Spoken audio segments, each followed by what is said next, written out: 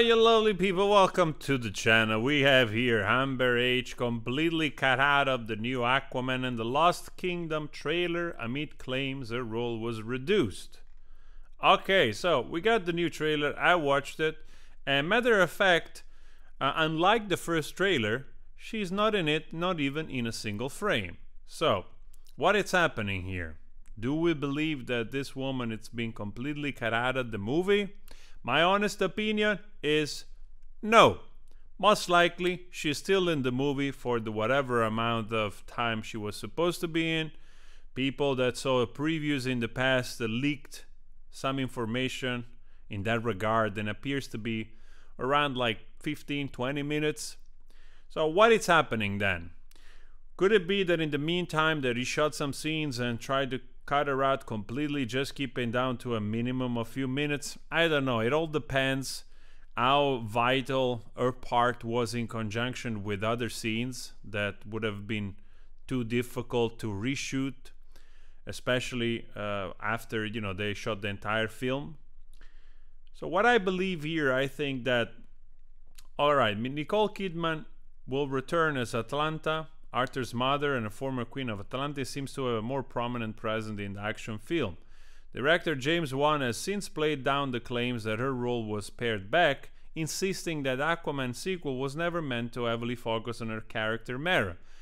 He says, "I always pitched this to everyone from the get-go. The first Aquaman was Arthur and Mera's journey. The second movie was always going to be Arthur and Orm," he told Entertainment, adding, "So, the first was a romance, and the second is a bromance action-adventure movie." So the director is already saying very clearly the part is smaller, not because it was reduced, but because we didn't need her to be in it in the first place.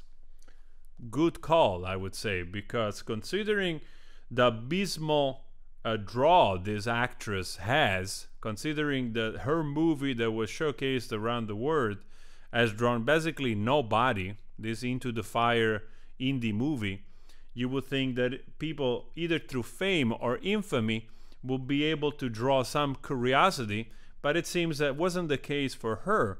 So most likely Warner Brothers here is trying to play safe, dealing with this hot potato, and also being sneaky in the ways like, alright, let's entice people to come to see the movie, and then they find out she's in for 15 minutes or so. They might not mind so much, but then again, what at the end of the day Warner Brothers is doing is to try to get some money back, and I don't think they're gonna be, many. The Marvels, which has none of that baggage, it's flopping in a tragic way, and the director is blaming misogyny and men for the flop. Not at all the writing, or perhaps the fact that the movie sucks. Here the actress is saying in the flopping, it's not on her, and Bob Iger should focus himself on the reasons why, basically.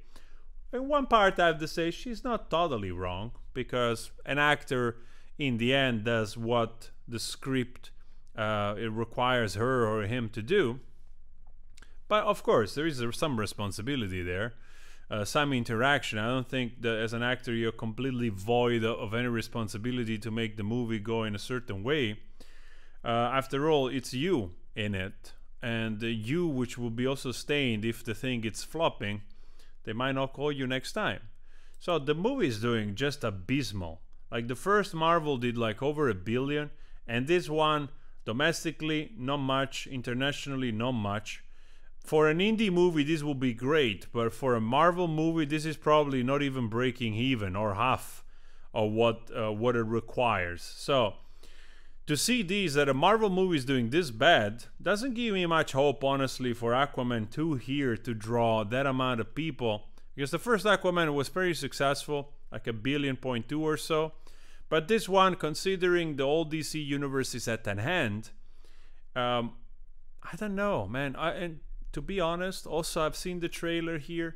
I don't know if I want to see another generic villain that has whatever reason to kill the Aquaman for whatever vendetta, and see horses and over-the-top CGI that, it's just there to literally like fry your brain without any, let's say, consequential strong story that entices you to enjoy those visual, you know, because this is where we at. Seems like stories which they are absolutely terrible, like also the Marvels here, they try to compensate with blowing up everything and super CGI that it just, you know, goes over your head, honestly. When you don't build a relationship with the character, there is no character development and so on and so forth. So my prediction is probably that Aquaman will not even break 200 million. Guys, let me know your thoughts. Please also consider subscribing. And don't blame man.